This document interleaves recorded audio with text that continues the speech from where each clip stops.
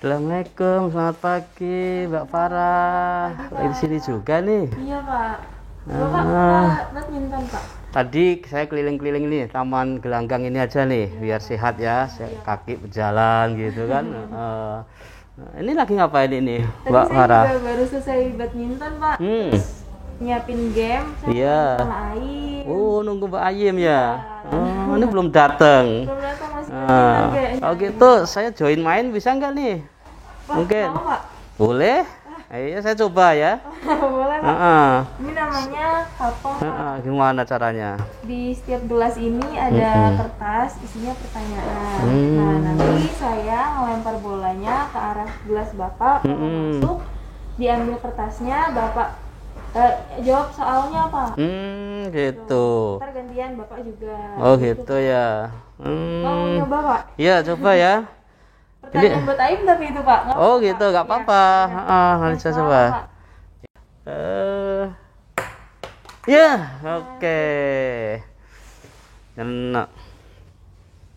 Masuk ya. Kesan pertama penempatan di rumah. Woi. Nah, gimana itu, Mbak Farah dulu? Kesan pertamanya yang pasti jauh dari home base Pak. Tapi pas udah di sini saya nyaman sih Pak, karena keluarga lokalnya itu ramah-ramah Pak. Sama saya ramah walaupun saya kan pendatang baru ya. Iya. Tapi saya merasa kayaknya mereka welcome kok ke saya. Baik-baik orangnya ini kan ya. Jadi sekarang ya nyaman sih Pak di sini. Iya. Oke. Iya, silahkan. Kalau masuk Bapak jawab ya Pak ya? Oh iya. Nah, aduh. Apa ini ya pertanyaannya? Aduh. Apa pendapat kamu tentang kebijakan pemerintah di masa Covid sekarang ini? Wih. Lain berat ya Pak. Waduh, iya ya. Tapi kita bikin fun aja ya. Oke, Pak. Iya, jadi di masa pandemi ini kan pemerintah ya, itu tentunya seperti mengatasi kalau kita di rumah tangga ya, itu kan kalau kita ada keluarga yang sakit atau anak yang sakit gitu ya. Nah itu berarti apa? Harus bagaimana mencari dana untuk anak kita itu biar sembuh ya. Jadi ibaratnya kalau anak kita katakanlah pilek gitu kan, ya. Ibu sebagai kepala rumah tangga kepala ibu rumah tangga yang memegang uang di rumah gitu ya, menteri keuangannya lah juga ya dibutuh ya di rumah ya, itu harus memang bagaimana dia bisa membeli obat untuk anak agar sembuh ya. Tentunya uang tadi itu sebetulnya mungkin untuk uang makan atau uang yang lain gitu ya. Nah itu tetapi kan ibu harus berusaha nih ya agar anak itu sembuh tetapi tidak mengganggu pengeluaran yang lain. Nah ini peran ibu ini sangat besar ini ya, bagaimana memanage uangnya yang ada itu tentunya kan. Nah di sisi lain ayah ini nih ya yang mencari nafkah, yang mencari istilahnya penerimaan lah ya, yang harusnya tentunya bisa tercapai bisa membiayai seluruh keperluan keluarga, yang tentunya karena dengan berbagai kebutuhan untuk kesehatan tadi kan banyak berarti kan yang harus gali atau dihasilkan oleh si ayah ini. Nah demikian juga untuk pemerintah kita ya dalam menangani COVID ini kan skupnya nasional ya, ini pandemi nasional bahkan dunia kan ya. Nah tentunya peran Menteri Keuangan di sini ya dari sisi penerimaan maupun pengeluaran harus benar-benar bisa dijalankan dengan baik gitu ya. Dari sisi penerimaan kan pajak harus digenjot nih ya, tetap harus ada penerimaan yang masuk ya, karena harus untuk membiayai pengeluaran yang semakin banyak malahan pengeluarannya juga ya. Jadi pengeluaran kan untuk berbagai sektor ya, untuk penanganan kesehatan sendiri, vaksin itu, kemudian untuk insentif tenaga kesehatannya, dan sebagainya selama ini semuanya tentu kan berarti pemerintah nih ya, Menteri Keuangan juga harus cari banyak nih kan, cari uangnya bisa masuk bagaimana, kemudian memanage belanjanya pun juga dengan baik, tetap untuk kesehatan ini dan juga untuk perlindungan sosial kepada masyarakat sehingga pandemi ini bisa segera berakhir gitu, Pak Farah. Oke, lanjut lagi, Pak. Boleh? Iya. Udah. Oke, simpen ya. Nah. Ya. Oke, ini yang lempar siapa nih? Bapak. Saya ya? Iya. Iya, masuk juga kan?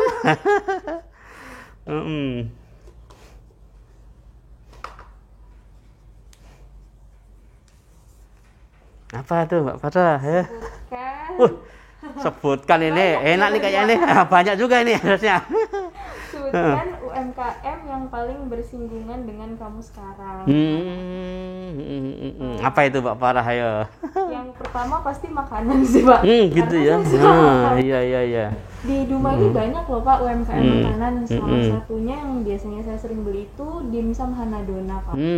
Terus kalau UMKM lain itu biasanya ada di mall, Pak. Mereka biasanya ngadain bazar gitu, Pak. Dari satu mall itu selain makanan pasti banyak ya, Pak. Terus ada fashion juga, Pak. Terus juga ada sabun lokal, bikin sendiri. Sama ada ini, Pak, UMKM komunitas perkopian di Dumai, Pak. Oh gitu ya? Iya, jadi ada ya? Kan banyak ini, Pak, kopi ya? komunitasnya, dan mereka tuh bikin komunitas di bazar itu ada, Pak. Gitu, jadi lumayan gitu ya? menarik sih, Pak. Jadi memang di situ UMKM ya, banyak ya. Lumayan menarik nih, Pak. Gimana kalau kita lanjutin ngobrol sambil duduk, sambil minum baik. kopi, boleh, Pak? Boleh, ayo. Saya siapin tempat duduknya dulu ya, Pak. Oke, siap. Ya. Pak, silakan, Pak. Kopinya udah jadi, Pak. Aduh. Nah, seger juga ini ya, pagi-pagi ini kan minum kopi gitu ya. Iya, Pak. Ini enak ini kopinya, ini kopi apa, sepertinya rasa yang dari Aceh itu nih. Ya, dia aman untuk lambung. Gitu. Ya, yang punya sakit mahar aman. Jadi walaupun sebelum makan enak, coba dicobain, Mbak Farah. Boleh, Pak.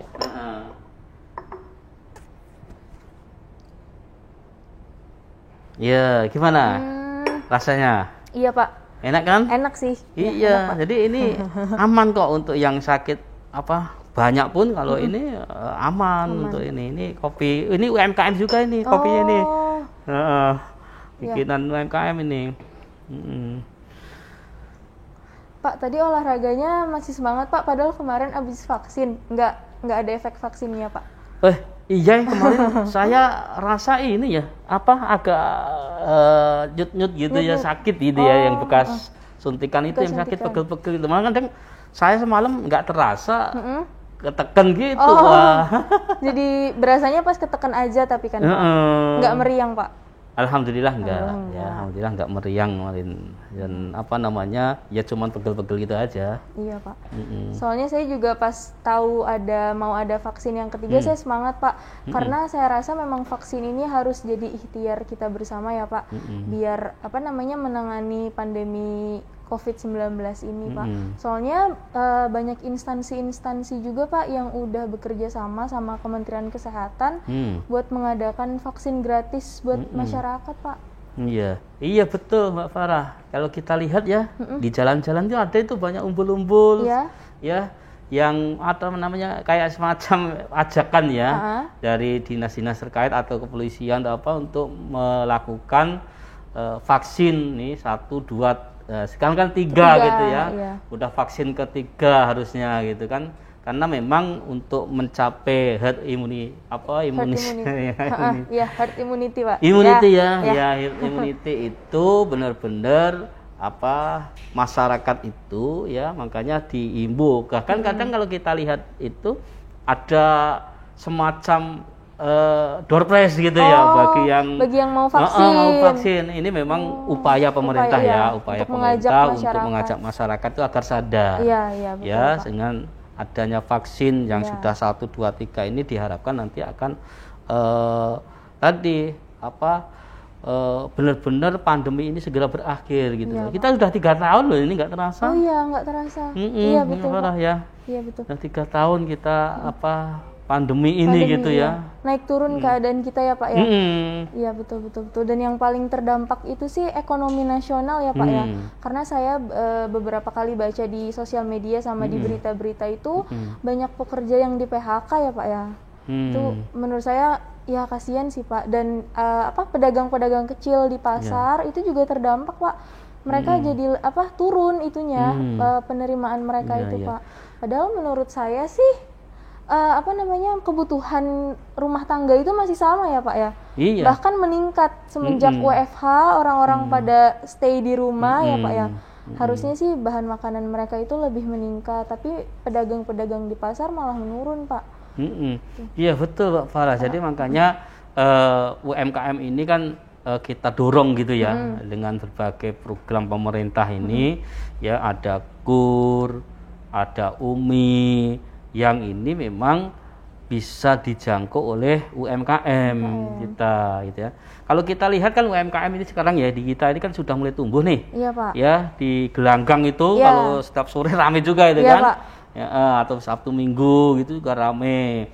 Ya, kemudian kalau kita lihat Mbak Farah, kalau nggak sadar kan di sebelum masuk pintu rumah kita itu ya, komplek kita, itu kan ada dibangun Pemda itu, kios-kios itu ya Pak ya. Kios-kios itu untuk nanti memfasilitasi para UMKM ya untuk bisa berjualan di situ. Jadi membantu UMKM lah ya. Jadi selain tadi makanya untuk modal pun pemerintah itu ya sudah memberikan subsidi bunga tuh. Jadi UMKM itu bisa minjam ke bank ya dengan bunga yang rendah. Ya. Kan bunganya kan 6% kalau misalnya yang ditanggung oleh debitur ini gitu ya. Nah, padahal kalau bunga normal kan mungkin bisa 12% atau lebih kan bahkan kan. Nah, ini ya, Pak, makanya kalau apalagi ke rentenir gitu kan bisa 24% lebih. Nah, ini makanya pemerintah di masa pandemi pun menggulirkan kebijakan untuk memberikan subsidi bunga. Ya, jadi UMKM ini bisa mengakses lah ya ke bank dengan bunga yang rendah, yang 6% tadi cuman kan gitu. Nah, apalagi untuk yang mikro nih. Yang mikro itu bahkan ada program UMI kan. Pak. Nah, yang sekarang ini bisa 20 juta itu. Ya, tanpa jaminan itu. Ya, tanpa jaminan dia bisa ke Pegadaian minjemnya ya lewat Pegadaian yang memang nggak bisa akses ke bank ya.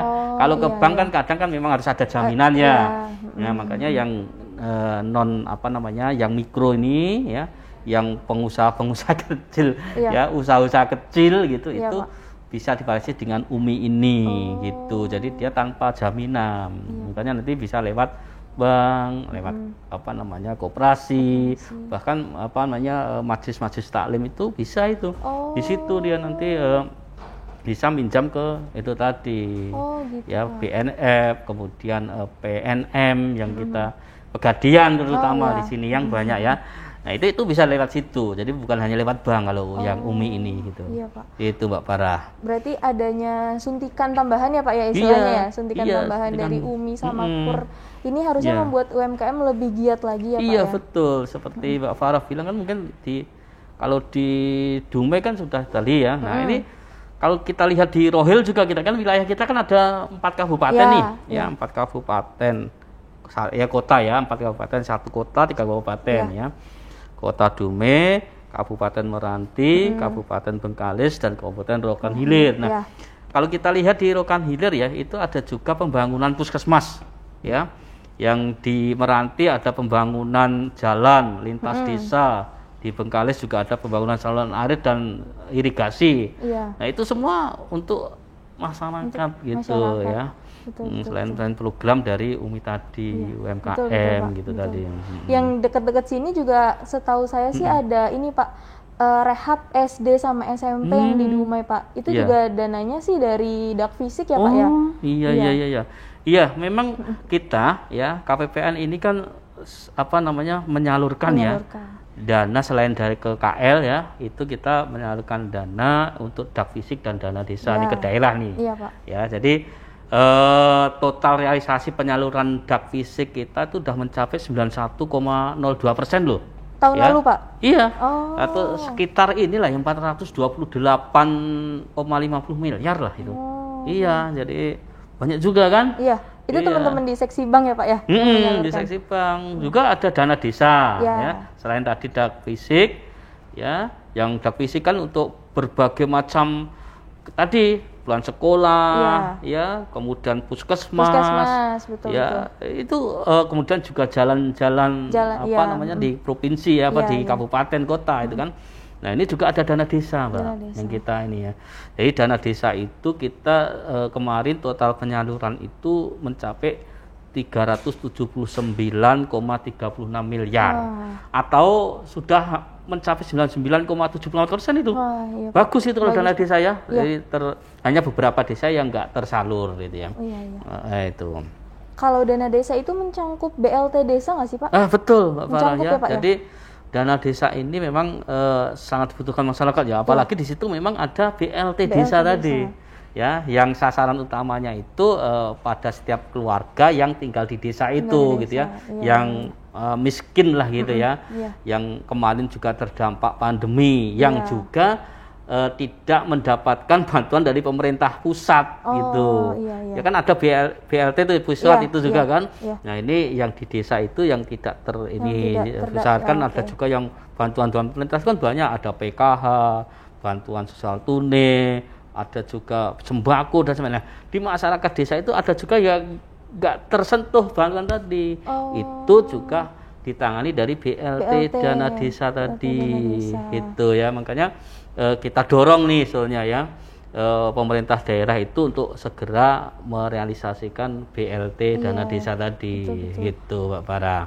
Berarti memang tujuannya pemerintah ini harus pas di masyarakat gitu ya, Pak ya, harus tertuju di masyarakatnya, tertuju ke masyarakat, apalagi masyarakat desa ini kan sebagai struktur ekonomi yang terkecil di daerah, sangat merasakan nampaknya ini pemerintah adanya peran APBN yang ke daerah itulah ya, peran APBN uang kita gitu kan untuk disalurkan ke masyarakat benar-benar yang terdampak itu juga di daerah desa tadi, Mbak Farah. Terus Pak, ngomong-ngomong soal pemerintah ini, tadi tujuan pemerintah itu salah satunya ini di Dumai pembangunan tol ya, Pak ya. Bapak sebelumnya merasakan jalan ke Pekanbaru tapi nggak lewat tol nggak, Pak? Belum ya, Pak ya? Enggak lah ya, usah itu ya. Jadi sudah alhamdulillah sudah ada itu. 2 jam kurang lebih. Iya. Gitu ya. Jadi waktu datang dari Pekanbaru lama dong ya mungkin ya lewat ini ya. Kurang lebih 7 jam, Pak. Waduh. Dan itu jalanannya memang naik turun, kurang bagus. Terus kiri kanannya itu hutan sawit, Pak. Hutan sawit gitu ya.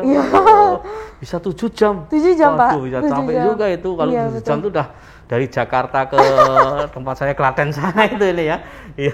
Ya kalau ini alhamdulillah ya waktu saya ke sini sudah ada tol gitu ya. Nah, ini memang upaya pemerintah di situlah ya, pemerintah untuk lebih